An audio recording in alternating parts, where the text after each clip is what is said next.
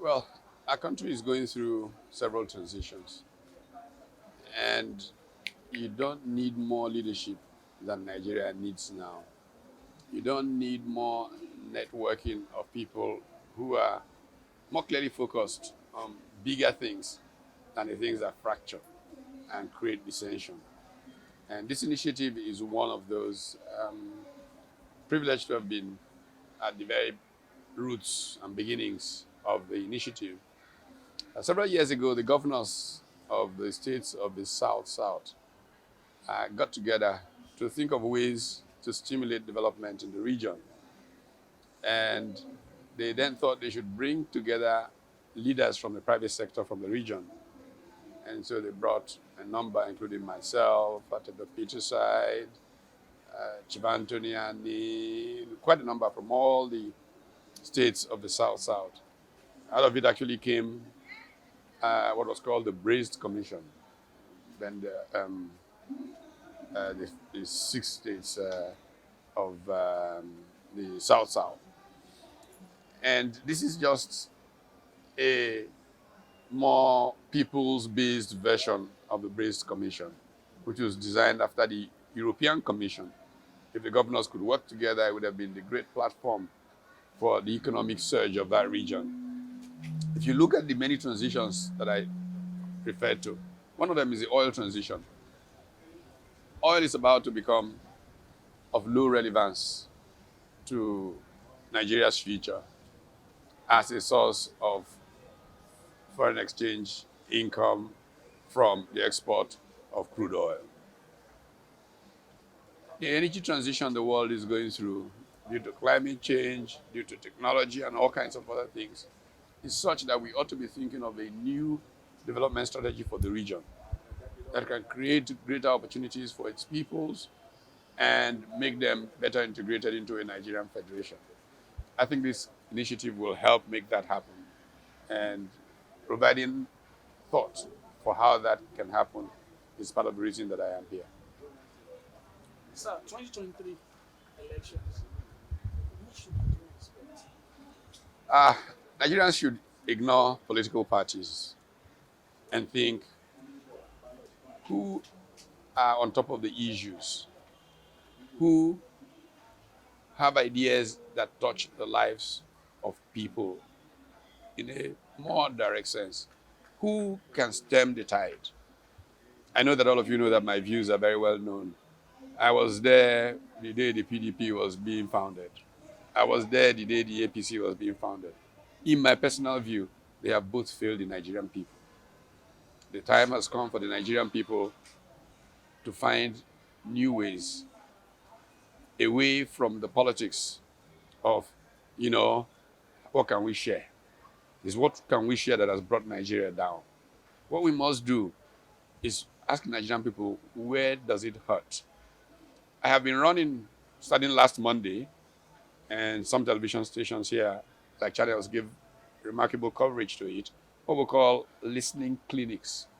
Let's find out from the people what's hurting, where it's hurting, and how they think it can be fixed. The next listening clinic, like that of last Monday, was on healthcare. We had several hundred Nigerian doctors all over the world participating in that with other healthcare professionals. This Monday, it's on education. Look at the universities shut for 6 months. What serious country can, in the age of the knowledge worker, allow its universities to be shut down for 6 months? It has to be the ultimate unseriousness that can allow that to happen. Nigerian people must say, enough of that. We want people who lead us, who care, not people whose children, because they're not in those schools, don't realize the damage that's been done to Nigeria. We've got to ask, what is the real basis? Okay, we are all worried about tertiary education. Fine. But if garbage goes into universities, garbage will all come out. Most important level of education is primary education. How are we managing primary education? What is the strategy for it? And we'll be speaking to these things at the listening clinic on Monday. And so this is what we need to do as a country. Forget these companies, limited liability companies that are called political parties, where people who own them share. Let's create a movement of the people to create a government of the people, for the people, by the people, away from this government of politicians, by politicians, for politicians. This is the sad place we are today, and we must move from there. Well, sir, if you said PDP has failed us, Mm-hmm. ABC has failed us, Mm-hmm. so who will you advise us to face? No, at the moment, I'm, of course, a big proponent of the P2B movement and the Labour Party. That is not a secret, you know. We created that path. I've been working on this thing for years. And when P2B saw the light in PDP and came out, I thought, let's join forces and let's create a new Nigeria. And we're on our way. Thank you, sir. Thank you so much. If you don't mind, it's okay. As an economic expert, tell us how you think we will be able to get out from this problem that which Nigeria is facing. There's lots of maybe we can't even buy food, we can't even eat a day. How do you think we can fix this outside other things we have to talk about? Okay. Well, first and foremost, we need to create jobs for the people so they can get income. How do you create jobs? You have to have a clear economic strategy to create jobs. The economic strategy that I favor is to build global value chains from our endowments. Every part of Nigeria is endowed. You know, now laziness has made all of us wait for what will come from oil. But there's endowment every part of Nigeria. P2B, for example, talks about the great wealth of Nigeria being the vast, open country in the north of our country. Look, Netherlands, it's a country smaller than many states in Nigeria.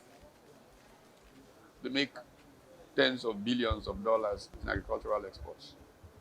So, assuming we take one or two states, Niger, Adamawa, and just focused on the agricultural value chains, we will earn more money than Netherlands. Why should our people be poor when we can be as rich as the Netherlands? So, but leaders that are not capable, you can't give what you don't have dominated Nigeria's history. And so they are focused on what can we share, what can we take for ourselves, how can we fly private jets, rather than a place that we have in history, which is what we are planning to do, and this change will be seen. We will take all the endowments of our country and make every state in this country of its own globally wealthy. Because it is possible. It's not a dream, it is not talk. It is practical. You can do it. You're welcome. Farmers. So if you're an investor and you're interested in investing in any of these three areas, all you just need to do is to collect